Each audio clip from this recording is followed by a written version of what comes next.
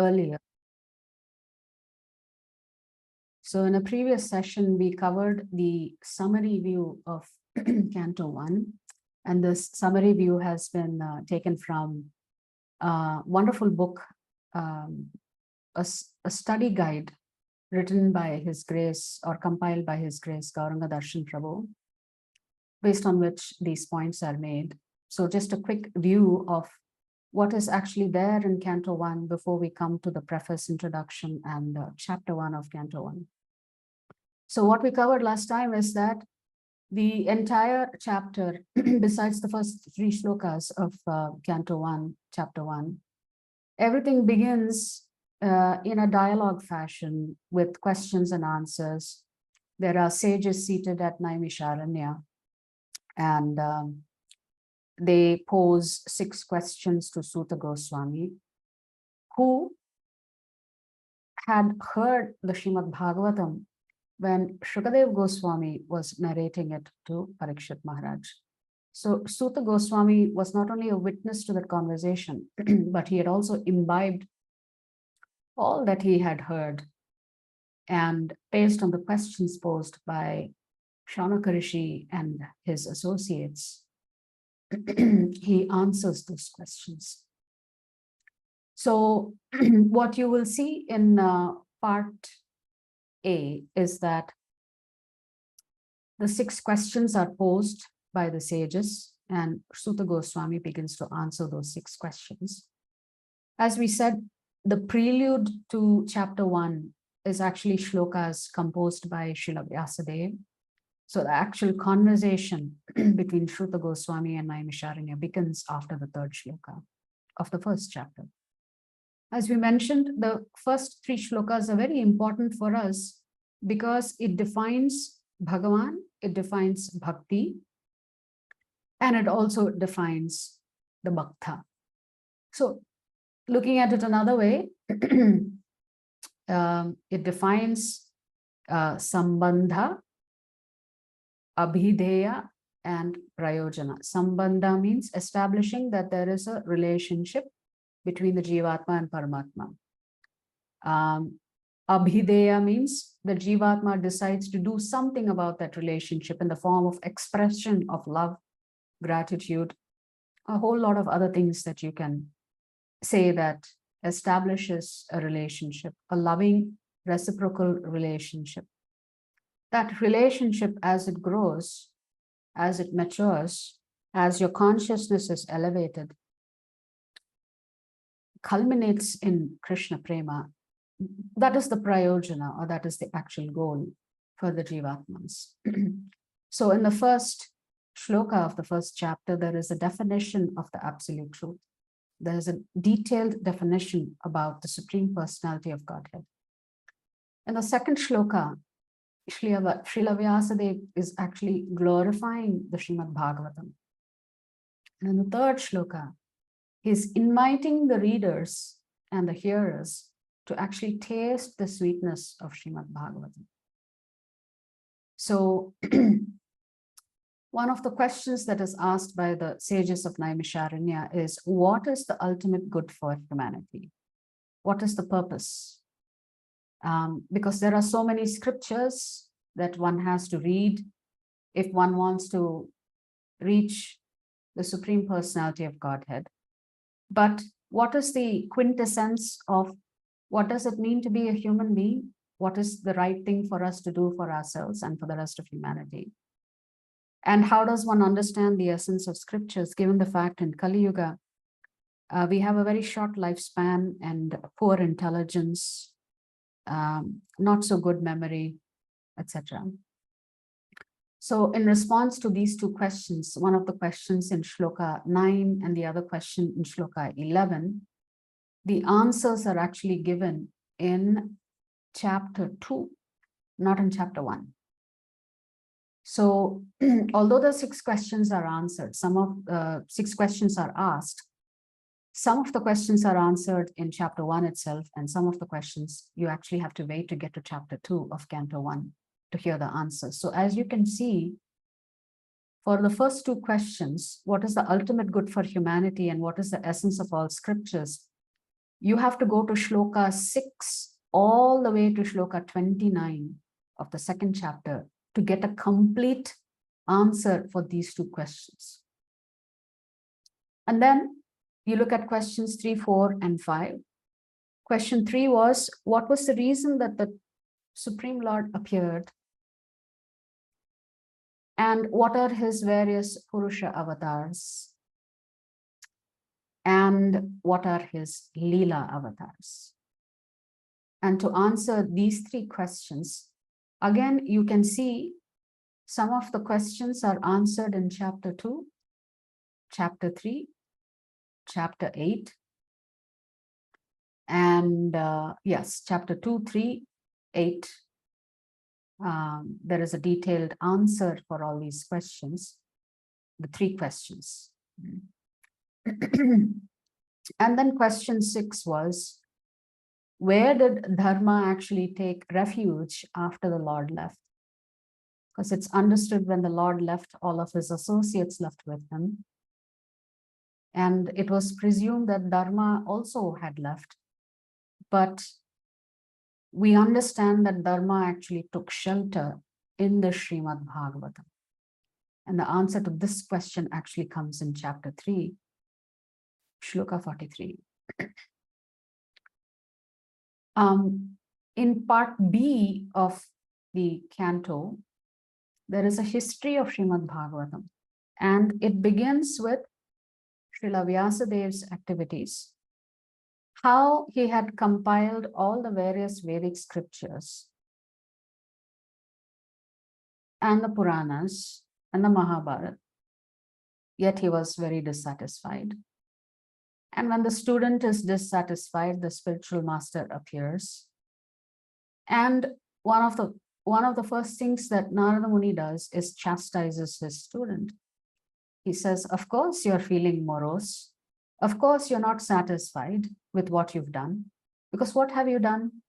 You have only encouraged people to practice materialism, because all the Vedas cover is dharma, artha, kama. Very small portion of the Vedas actually deal with moksha, which means you've given a lot of instructions and information in the Vedic scriptures only to trap the Jivatma in this cycle of birth and death. What you have not done is you have not glorified the Supreme Lord. You have not described his pastimes. So which means if you just write a pedantic scholarly work, even though it is based on information that was transmitted by Lord Vishnu to Lord Brahma, it was not make-believe information. It was information given by Lord Vishnu to Lord Brahma, the Vedic scriptures. But still, the Vedic scriptures are compiled in such a fashion that one gets entangled in dharma, artha, and kama, and does not necessarily seek relief from the cycle of birth and death. Hence, Narada Muni tells him, you know, you actually have to glorify the Supreme Lord, and you have to glorify the devotees of the Lord who are practicing pure bhakti. And in that instance, Narada Muni talks about his own past life, how just by coming in contact with pure devotees, the Bhakti Vedantas, his entire life was transformed, where he becomes a pure devotee of the Lord. So how did Vyasadeva actually get a vision of the Lord before he actually writes the Srimad Bhagavatam? Later on, he narrates this or teaches this Bhagavatam to his own son, Shukadeva Goswami. And when Shukadeva Goswami is narrating this Bhagavatam, what he had heard from his father, to Parikshit Maharaj, Vyasadeva is also sitting in that audience, listening to his son's recitation of the Srimad Bhagavatam that he himself had taught him. So then we come to part C of Canto 1, which looks at the birth of Maharaj Parikshit, his activities, and what were the circumstances under which he gets to meet Shukadeva Goswami. So what were the events leading to Parikshit's birth? How Ashwatthama was punished? How the Lord entered Uttara's womb to save Parikshit? And Queen Kunti's prayer as the Lord begins to depart back to Dwaraka. There is also the Bhishma Stuti, Bhishma's departure and his glorification of the Lord is also there in the first canto. And how the Lord eventually leaves Hastinapur and enters into Dwaraka. So you see two contrasting features here. The separation that the devotees feel when the Lord leaves Hastinapur, and the absolute joy and bliss that the devotees in Dwaraka feel as the Lord re-enters Dwaraka. So you get the contrast of separation and meeting again of the devotee and the Supreme Lord. And then you have Parikshit's birth and how the Brahmanas actually predict his future qualities. So this is the essence of Canto 1. And now we will get into the preface. So I've just tried to summarize the essence that I could extract from the preface. Different readers may extract different essences when they read Prabhupada's detailed explanation. But I picked up two or three main points from the preface. The most critical aspect is Prabhupada repeatedly talks about spiritual communism. When we use the word communism, it doesn't actually evoke a good view of communism. There are certain countries that consider them socialists or communist rule. The objective of communist rule is to distribute wealth equally. But in reality, that is actually not what is happening in those countries that are ruled by so-called communist leaders. There is a class system there as well. The ruling class that tends to be more wealthy and the working class. So there is no equal distribution of wealth. It is just a wonderful concocted myth that has been foisted on the innocent, gullible citizens. So what is spiritual communism? Why is Prabhupada using the word communism and conjoining the word spiritual here with it? There is a deeper reason for why Prabhupada is actually utilizing these two words together. First, Prabhupada talks about how in today's world, and we are talking about Prabhupada writing these purports in 1970s, how even then geographical boundaries were falling apart. People were traveling frequently between countries with ease. Of course, they had to get the appropriate permissions to enter a different country of which they are not a citizen of. But essentially, Prabhupada was seeing way into the future of how these boundaries are being broken down between countries, states, nations, societies, etc. And Prabhupada says, you know, mankind has come a long way since the Middle Ages. But nevertheless, even today in modern Kali Yuga, the smallest of issues can trigger large-scale wars. And that's our problem. However, Prabhupada felt the world is still moving towards the idea of one state and one human society. Now, that may be a little disturbing to hear or disturbing to read the aspect of one state and one human society, because after all, diversity is beautiful. There is beauty in diversity. So what is this one state, one human society? Prabhupada is not talking about a single rulership. He's talking about something far greater. So I was just searching in the Veda base where all Prabhupada has used the words spiritual communism. And if you just search the Veda base for spiritual communism, you will come across many, many, many shlokas where Prabhupada has used this word spiritual communism. So I've selected a few shlokas just to bring home the point what Prabhupada actually means by spiritual communism and why it is actually necessary in today's day and age. So you have to go to the 3rd canto, the 20th chapter and the 4th shloka, where Prabhupada says, everyone who accumulates more than he needs is a thief. And one who accumulates so much wealth, but does not use it in the service of the Lord, is considered the greater thief. So Prabhupada is outlining here what he means by actual communism here and spiritual communism. Communism means if certain individuals driven by greed accumulate so much wealth that they deprive others of their rightful proportion, they can be considered a thief. And an even worse thief is someone who accumulates so much wealth and simply hoards it and doesn't ever use it in the service of the Lord. That person is a worse thief, Prabhupada writes.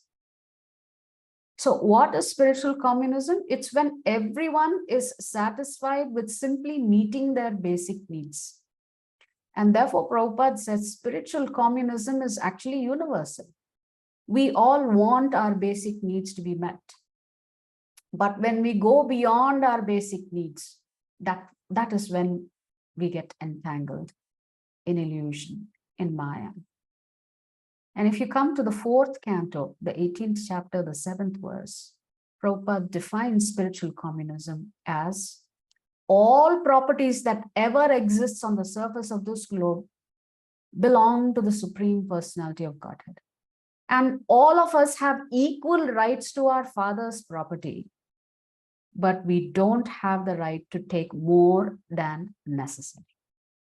That is spiritual communism. So everything belongs to Krishna. And because we are all Krishna's children, we have equal rights to what Krishna has left for us here.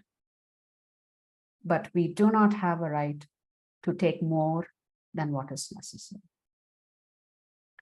So the best way to negate the karmic reactions of using the property appropriately is to simply, whatever we get in our life, to simply offer it to the Supreme Lord and then accept it and honor it as prasadam. Else, Prabhupada says, all of us are thieves. If we are not, anything that we use, whether it is a pen that you buy or a desk that you buy or a laptop that you buy or a phone that you buy, everything should be offered to the Lord first. And better than offering to the Lord and then utilizing it is to use everything also in the service of the Lord. That is the proper way to utilize one's father's property. So even if you have access to your father's property, it doesn't mean you can do whatever you want with it. You have to be a judicious custodian of your father's property. And therefore, judicious use is one aspect of this spiritual communism. So Prabhupada writes in the preface that the ideals of spiritual communism, according to Srimad Bhagavatam, are based more or less on the oneness of the entire human society, nay, of the entire energy of the living beings. So Prabhupada is defining spiritual communism as we are all children of Krishna. There's no need for us to fight among ourselves for what Krishna has left for us to utilize. So we need to cooperate with each other. And Prabhupada says this Srimad Bhagavatam actually will fill that need in human society. What need? The need for spiritual communism. So Prabhupada says, it begins therefore with an aphorism of Vedanta philosophy, Janmadya Asya Yataha, to establish the ideal of a common cause. What's the common cause? That we are all children of Krishna and our only duty is to serve our Father.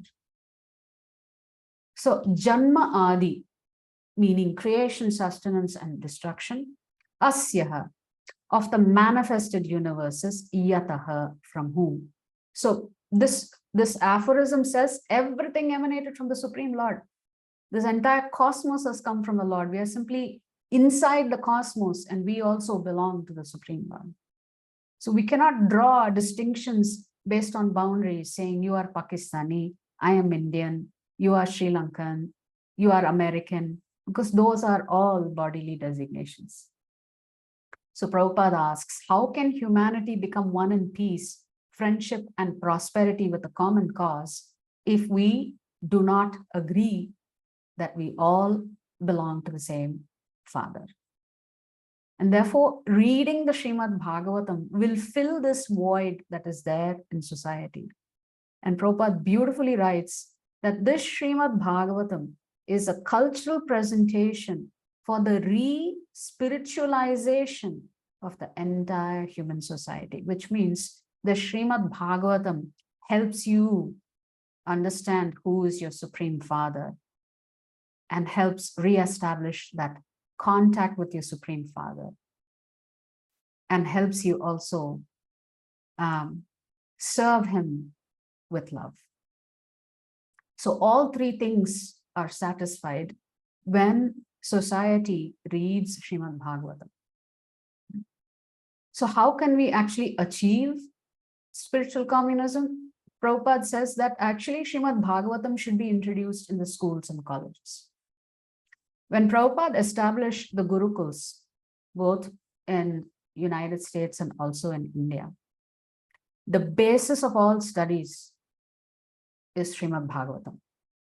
So if you go visit the Gurukul in Vrindavan or the Gurukul in Mayapur, you will notice that a lot of things children are taught simply based on Srimad Bhagavatam. So Prabhupada always felt that Srimad Bhagavatam was in and of itself a complete education package. Not for you to earn money, but for you to understand who's Krishna, who you are, and how do you reconnect with Krishna.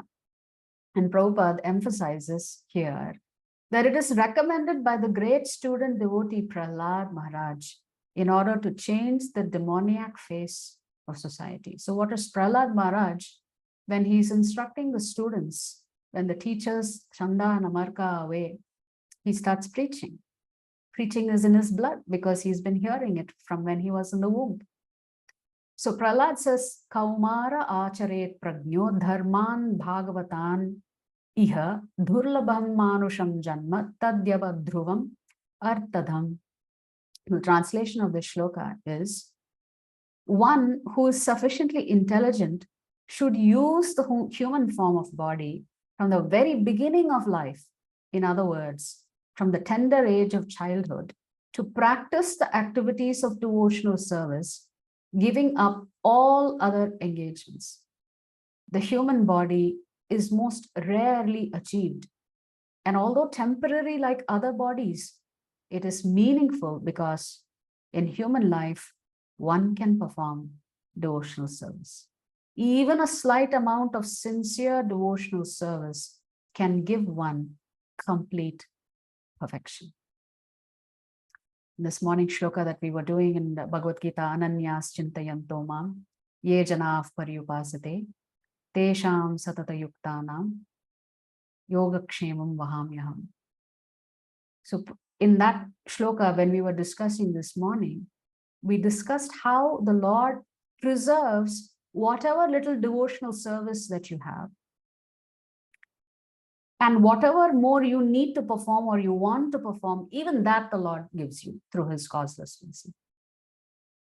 So the Lord not only protects, but he also provides. Provides for you spiritually, but he also provides for you materially. The fact that the Lord provides for us materially is already well established. Everything belongs to the Supreme Lord. Isha Vasyam Midam Sarvam. From the Ishopanishad. Everything emanates from the Supreme Lord. So even a little bit of devotional service, and the Lord is like Jagannath. His eyes are very wide, looking at, oh my God, how much devotional service has this devotee performed? And then like Balaji, he shuts his eyes. He doesn't want to see anything not so good. So he opens his eyes wide to see what good you're doing from a devotional standpoint. And he shuts his eyes when you're not doing the right thing. So even a little bit of devotional service can help you go a long way. So Prabhupada explains that all of the disparity, the word disparity means differences. Some people are rich, some people are poor. Some people are intelligent, some people are not. So all of these dualities and disparities that you see is due to a lack of principles. And the fundamental reason for that is we are living in a godless civilization. So God, the Almighty One, everything emanates, everything is maintained, and everything is merged to rest in the ultimate source. So even as a human being, no Jivatma can exist without the Supreme Lord's presence. The Lord simply pervades everything in the cosmos.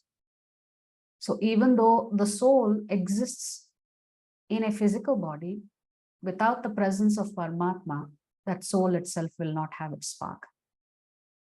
So Prabhupada says material science has tried to find the ultimate source of creation very insufficiently. Prabhupada frequently critiqued the Big Bang Theory. Even then, Big Bang Theory was discussed. Prabhupada said that's just nonsense because that says that life comes from matter. And Prabhupada has written a very, very well-known book called Life Comes from Life. Life does not come from inert matter and can never come from inert matter. Life will always come from life. This ultimate source is explained rationally and authoritatively in the beautiful Bhagavatam or Srimad Bhagavatam. In one of the other purports to another book, Prabhupada writes, what is an ideal spiritual communist society? He says 75% of the population should be engaged in devotional services. And Prabhupada very nicely explains 25% should be brahmacharis, 25% should be practicing vanaprastha, 25% must be sannyasis, which means it only leaves 25% to be grihasthas. Grihasthas are authorized to earn a living. And therefore from their earnings, because they are the ones who have this exception in the Vedas that they are allowed to actually earn a living, they are supposed to contribute 50% of their earnings for the sake of the rest of the 75% of the population that is actually engaged in devotional service. They've sacrificed their life and they're engaging themselves in devotional service. So 75% of the population should be engaged in devotional service. 25% can earn their living and contribute their earnings for the propagation of Krishna consciousness. That does not mean 25% of the population cannot also practice bhakti yoga. Certainly they can. But because they have a lot of other responsibilities on their plate, they are allowed to also enjoy themselves. And that's the reason there is Grihastha life. Now, if you come to the introduction also, there are two key themes. One is the definition of who is Vasudeva, the Supreme Person. So Prabhupada talks about two types of controllers, Ishvara with a lowercase I. Anybody with the title Ishvara means controller. But we are all miniature controllers. We are miniature gods. And then there is Param Ishvara, the supreme controller. This Parameshvara, he is supremely independent. He's Swarat. He does not derive his power from any other source. He is that source of power. Whereas we get our source of power from the Supreme Lord. So because he is the source of all powers and all creation, all other secondary controllers are controlled by Parameshwara, including Lord Brahma, as Ishvara is also controlled by Lord Vishnu. So this body operates like a machine due to the presence of the living force, the Atma. The machine or the body is useless without the living force or the spark of life. Similarly, all of creation cannot subsist without that supreme spiritual spark, the supreme person, Paramatma. This supreme person is addressed as Vasudeva in Srimad Bhagavatam. And then Prabhupada talks about how one should learn Srimad Bhagavatam from the person Bhagavatam. It is imperative that one learn the Srimad Bhagavatam from the person Bhagavatam. The person Bhagavatam is one whose very life is Srimad Bhagavatam in practice. So the word Bhagavatam has two meanings. One is the actual book, the scripture. The other one is someone who's actually living their lives as per the principles of Srimad Bhagavatam. Such a person is also called a Bhagavatam. Since Sri Chaitanya Mahaprabhu is the absolute personality of Godhead, he is both Bhagavan and Bhagavatam in person. So Bhagavan in person and Bhagavatam in sound. Therefore, his process of approaching the Srimad Bhagavatam is practical for all people of the world. It was his wish that the Srimad Bhagavatam be preached in every nook and corner of the world by those who happen to take their birth in India. So Chaitanya Mahaprabhu actually gives this instruction that whoever has taken birth in India, their foremost duty is to preach. We have no other business than to preach. The Srimad Bhagavatam is the science of Krishna, the absolute personality of Godhead, of whom we have preliminary information from the text of the Bhagavad Gita. So you get a sneak preview of who the Supreme Lord is when you read the Bhagavad Gita. But the actual full movie you get when you come to the Srimad Bhagavatam. How sweet the Lord is.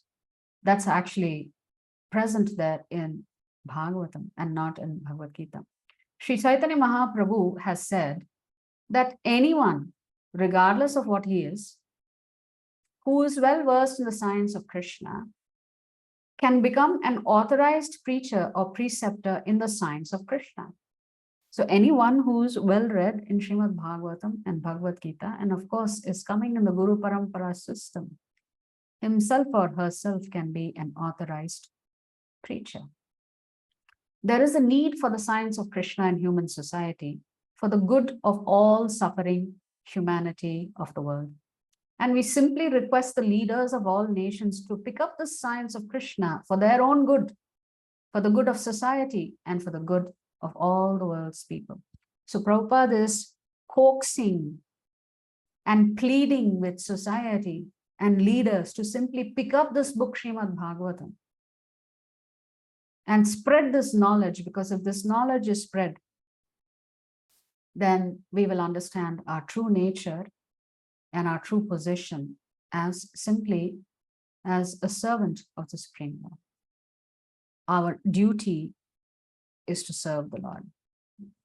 And if we all serve the Lord together, then there will be peace. There will be happiness, even on this planet Earth. So now we'll come to chapter 1 overview, and then we're going to go to the chapter and actually read the first, the 23 shlokas of chapter 1. So as we said, the first 3 shlokas are a prelude, definition of the absolute truth, glories of Srimad Bhagavatam, which is the actual religion, and an invitation to relish the Srimad Bhagavatam, so sambandha, abhideya, and prayojana. Then from shlokas 4 to shloka 8, the sages have welcomed Shruta Goswami and they are glorifying him. So when you see an exalted Vaishnava, the first thing you do is glorify that person. That's how you welcome him. So the sages have assembled there for a 1,000-year sacrifice. They are worried about Kali Yuga Vasis. They want to not only satisfy the Lord, but they also want to satisfy the Lord's devotees. And therefore, very nicely, the sages offer a seat to Suta Goswami and appropriately glorify him. So after having glorified him in 4 shlokas, then from the 9th shloka to the 23rd shloka, the sages are describing how condemned the people of Kali Yuga are. That we are so fallen, they believe, is there any hope for us? How are we going to get out of this entanglement with Maya Devi? So they are definitely eager to hear from Suta Goswami of what can the inhabitants of Kali Yuga actually do. Is there any hope for them? In spite of the fact that we have a lower lifespan, less intelligence, less memory, and a whole lot of other things. So there they ask the 6 questions. They talk about the Kali Yuga people, they express their desire to hear, and the 6 questions are also posed. So now let's go to the actual Srimad Bhagavatam and quickly read the shlokas. But before we do that, let's just watch a very short video of Prabhupada talking about spiritual communism in one of their lectures. So let me just share the sound so you can hear this. So the communist country, they do so. The communist country, they make propaganda in the villages. They ask the people to go to the church and ask for bread. They're innocent people, they ask as usual, oh God, give us our daily bread. Then when they come out of the church, these communist people ask, have you got bread? They say, no sir. All right, ask us. And then they ask, oh communist friend, give me bread. And the communist friend has taken a truckload of bread. Take as much as you like, take. So who is better? We are better or your God is better? They say, no sir, you are better. Because they have no intelligence. They do not inquire that you rascal, where from you have brought this bread? Have you manufactured in your factory? Can you manufacture grains, the ingredients of bread in your factory? Ramana. You cannot manufacture bread. You have simply transformed God's grain. The grain is, the weight is given by God, and you have simply transformed. By transforming something from something, that does not become your property. Just like I give some carpenter some wood, some implement and salary, and he makes a very nice, beautiful closet. To whom this closet will belong? To the carpenter or to the man who has supplied the ingredients? To whom it will begin? The carpenter cannot say that because I have transformed this wood into such nice closet, it is mine. No, it is not yours. Similarly, who is supplying the ingredient, rascal? Oh, that is Krishna. Krishna says, Bhumi rapana lavayu kangamano buddhira. Prakriti me astadha. This is my property. You have not created this sea, the land, the sky, the fire, the air. It is not your creation. You can transform these material things, tejo bharimit binimayam, by mixing and transforming. You take earth from the land, you take water from the sea, and mix it and put it in the fire, it becomes a brick, and then you pile up all this brick and make a skyscraper building. But where from you got this ingredient, rascal, that you are claiming this skyscraper yours? This is intelligent question. You have stolen the property of God, and you are claiming that it is your property. This is knowledge. Krishna conscious person. We have got Krishna conscious communistic program. What is that? That everything belongs to God. Just like they are thinking that everything belongs to the state. This communist is Muscovites, or the Russian or the Chinese. They are thinking state-wise. But we are thinking not state-wise. We are thinking God-wise. Brothers, why should we fight? Similarly, if we become God-conscious, If we become Krishna conscious, this fighting will be over. I'm American, I'm Indian, I'm Russian, I'm Chinese. These are why. Mhm. So Prabhupada is using two beautiful analogies there. And of course, Prabhupada had visited Russia once, and he saw the condition of how people were standing in long lines just to get a loaf of bread. That the condition of people was so poor that if they went to the church and prayed for a loaf of bread, the government would tell them, okay, you went and prayed in the church, did God give you bread? And since God didn't give you bread, you should actually come and ask us for bread. So don't worry about worshiping the Lord, because God cannot give you bread. There is no God. This is how the states actually accumulated power in these socialist countries. And then Prabhupada uses the analogy of the carpenter. If I want something constructed and I purchase the materials and give it to the carpenter and he creates a beautiful cart, the carpenter cannot claim, because he made the cart, that the cart belongs to him. The person who supplied the materials to him has proprietorship of it. So similarly, all the materials to us are supplied by the Supreme Lord, and therefore the Supreme Lord is the supreme proprietor. If any time we use the words, this belongs to me, we are highly mistaken. Nothing belongs to us. Everything belongs to the Supreme Lord.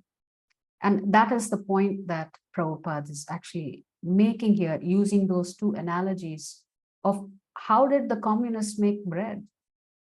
The wheat was supplied to them by nature, by the Lord's energy. You cannot produce wheat or rice in a factory. So the ultimate and sole proprietor of the supreme proprietor of everything is the Supreme Lord. And if we don't acknowledge that, then that makes us thieves. That's what Prabhupada is explaining. So let's quickly read the 23 shlokas of chapter 1, and we can conclude our session and have a discussion after that. So chapter 1 is titled Questions by the Sages. So as we said, text 1 establishes who is the Supreme Personality of Godhead, the Absolute Truth, the Sambandha. So it begins with, O my Lord Shri Krishna, son of Vasudeva, O all-pervading personality of Godhead, I offer my respectful obeisances unto you. I meditate upon Lord Shri Krishna because he is the absolute truth and the primeval cause of all causes of the creation, sustenance, and destruction of the manifested universes. He is directly and indirectly conscious of all manifestation, and he is independent because there is no other cause beyond him. It is he only who first imparted the Vedic knowledge unto the heart of Brahmaji, the original living being. By him, even the great sages and demigods are placed into illusion, as one is bewildered by the illusory representations of water seen in fire, or land seen on water. Only because of him do the material universes, temporarily manifested by the reactions of the three modes of nature, appear factual, although they are unreal. I therefore meditate upon him, Lord Shri Krishna, who is eternally existent in the transcendental abode, which is forever free from the illusory representations of the material world. I meditate upon him, for he is the absolute truth. So this first one establishes the definition of the absolute truth and establishes the fact that we have a relationship with that absolute truth, Sambandha. Now coming to Abhidheya, completely rejecting all religious activities which are materially motivated, this Bhagavata Purana propounds the highest truth, which is understandable by those devotees who are fully pure in heart. The highest truth is reality, distinguished from illusion, for the welfare of all. Such truth uproots the threefold miseries.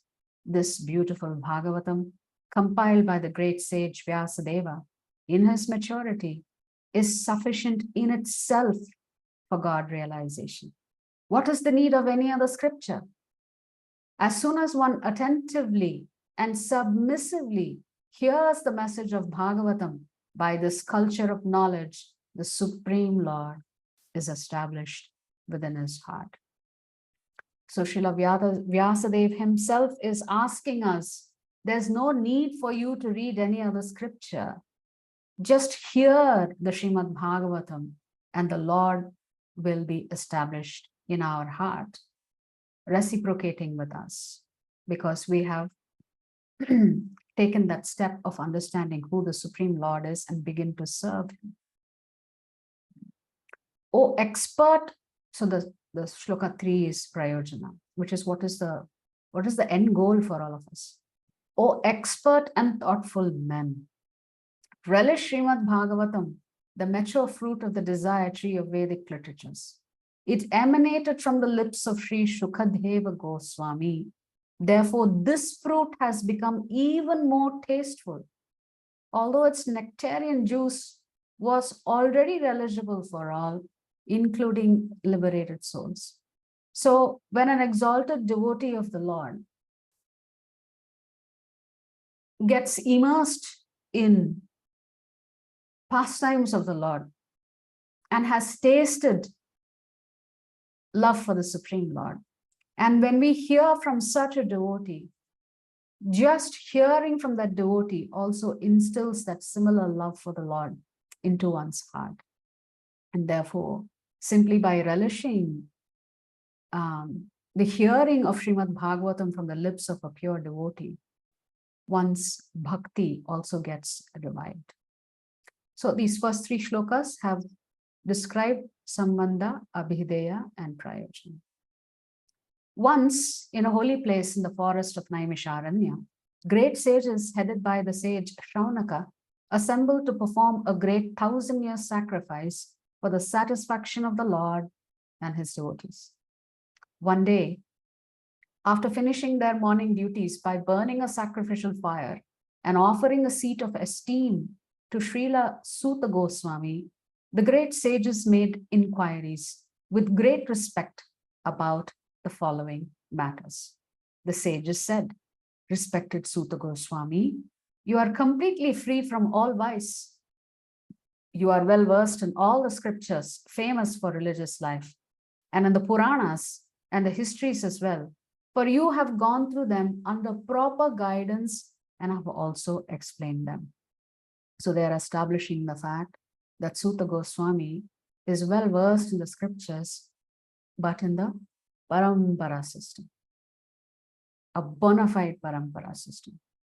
Being the eldest learned Vedantist, O Suta Goswami, you are acquainted with the knowledge of Vyasadeva, who is the incarnation of Godhead. And you also know other sages who are fully versed in all kinds of physical and metaphysical knowledge. So the Bhagavatam states that Srila Vyasadeva is a literary incarnation of the Supreme Lord. Is one of the Shakti Avesh avatars of the Supreme Lord. It's not the Lord in his full form, but Srila Vyasadeva is one of the plenary expansions of expansions of expansions of the Supreme Lord. And because you are submissive, so you remember the shloka from chapter 4, Tadvidhi pranipatena pariprashnena sevaya upadekshanti te jnanam. What is the last verse? Jnaninas-tattva-darshinaha. Pradarshinaha. So there also we talked about 3 S's, right? One is submission, service, and what was the third S? Does anybody remember?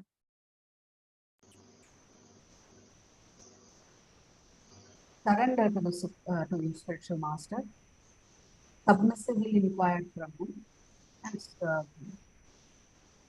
So here the sages are saying, and because you are submissive, your spiritual masters have endowed you with all the favors bestowed upon a gentle disciple. A hallmark of a true disciple, of an exalted disciple, is that he is subservient to his spiritual master.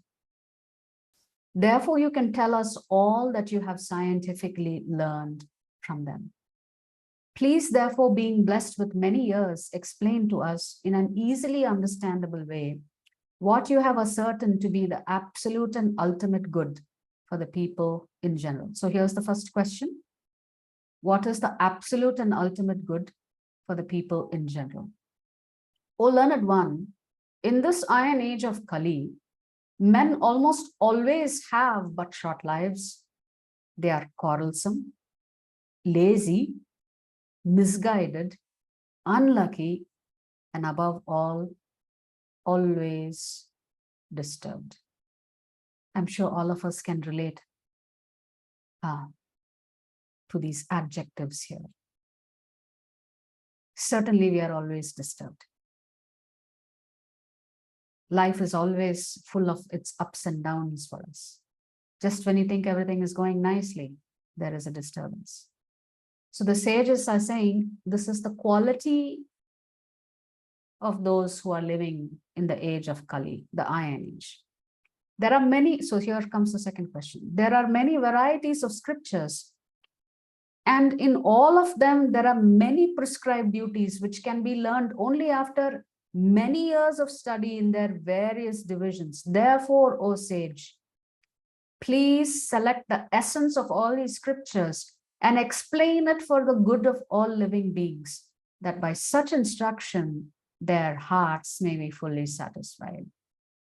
So after stating that in Kali Yuga, our lives will be very short, so short that it is not sufficient time for us to properly and completely study all of the Vedic scriptures, they are begging Suta Goswami, give us the essence, because that essence is going to benefit those who live in Kali Yuga. And just by hearing the essence of all of the Vedic scriptures, our hearts will be gladdened. All blessings upon you, O Suta Goswami. You know for what purpose the personality of Godhead appeared in the womb of Devaki as the son of Vasudeva. O Suta Goswami, we are eager to learn about the personality of Godhead and his incarnations. Please explain to us those teachings imparted by previous masters, acharyas, for one is uplifted both by speaking them and by hearing them. So in any pravachan, there are two parties that benefit. The preacher benefits by speaking scripture, and those sitting in the audience and attentively listening also benefit by hearing. So the two questions are, why did the Lord appear? You know why the Lord appeared in the womb of Devaki? Please tell us. You know the Lord had a whole lot of other incarnations? Please tell us. Because by hearing about them, our consciousness will get uplifted. Living beings who are entangled in the complicated meshes of birth and death can be freed immediately by even unconsciously chanting the holy name of Krishna, which is feared by fear personified. In the very first chapter, in the 14th shloka, the sages are saying, just chanting the holy name of the Lord, even if you do it accidentally, even if you didn't want to chant the holy name of the Lord and you said Krishna, you can be freed from the process of birth and death. And the holy names of the Lord are feared by fear personified. That's why Prabhupada says that we should always be chanting the holy names of the Lord. Always be chanting the holy names of the Lord. O Suta, those great sages who have completely taken shelter of the lotus feet of the Lord can at once sanctify those who come in touch with them. Whereas the waters of the Ganges can sanctify only after prolonged use, which means if you take association of devotees, the purification process is much faster than if you take many dips in the Ganges. So one of the aspects for us in Vaishnava Sampradaya, in the Bhakti Yoga tradition, is that we must take the physical association of other devotees. Fastest way to purification is to serve side by side with devotees. Who is there desiring deliverance from the vices of the age of quarrel? Who is not willing to hear the virtues, glories of the Lord? They're asking, is there anybody here on this planet who would not want to hear about Krishna? Is there anybody on this planet who don't want to get free from their vices, who are so attached to it? His transcendental acts are magnificent and gracious, and great learned sages like Narada sing of them. Please, therefore, speak to us who are eager to hear about the adventures he performs in his various incarnations. So this is the 1, 2, 3, 4th question, which is the Leela avatars of the Lord. They want to hear about the various Leelas of the Lord. O wise Suta Goswami, please narrate to us the transcendental pastimes of the Supreme Godhead's multi-incarnations. Such auspicious adventures and pastimes of the Lord, the Supreme Controller, are performed by his internal powers. So again, just like the Lord says in Bhagavad Gita, that I don't come under the control of Maya. I don't come because of any karma. I come of my own free will. That same theme is being repeated here by the sages. If the Lord appears and if the Lord performs his pastimes, he does it of his own free will. We never tire of hearing the transcendental pastimes of the personality of Godhead, who is glorified by hymns and prayers. Those who have developed a taste for transcendental relationships with him relish hearing of his pastimes at every moment. Just singing a wonderful glorification of the Lord, written by pure devotees like Leela Shukha or Bilva Mangala Thakur in the form of Chaurashtakam. How much joy it brings us, how much bliss it brings us. Just singing those 8 verses and understanding the deeper meaning behind those verses. So we never tire of hearing about the Supreme One. And great personalities have glorified the Lord in many hymns and prayers. Lord Krishna, the personality of Godhead, along with Balaram, played like a human being, and so masked, he performed many superhuman acts. So in the very first chapter, the sages are saying, we know that the Lord and his first expansion, Lord Balaram, they may be acting like an ordinary human being, but they were actually performing superhuman acts. They may be in their two-handed form, but they are not ordinary personalities. Knowing well that the age of Kali has already begun, we are assembled here in this holy place to hear at great length the transcendental message of Godhead, and in this way perform sacrifice. Hearing the pastimes of the Lord is also yajna. We think that we have met your goodness by the will of providence, just so that we may accept you as the captain of the ship for those who desire to cross the difficult ocean of Kali, which deteriorates all the good qualities of a human being. So later on, when you come to the 12th canto, the very last canto, you will find that as the age of Kali keeps progressing, the qualities of a human being, or what you consider a human being, continue to dwindle, which is a frightening proposition for all of us. Since Sri Krishna, the absolute truth, the master of all mystic powers, has departed for his own abode, please tell us, to whom the religious principles have now gone for shelter? This is the 6th question. where has dharma taken shelter? Now that the Lord has gone back to his eternal abode, where is this shelter? Where is dharma? Does dharma still exist? So these are the first 23 shlokas of chapter 1. And next week, we will look at the first 3 shlokas in a little bit more detail. We'll learn how to cite it and get into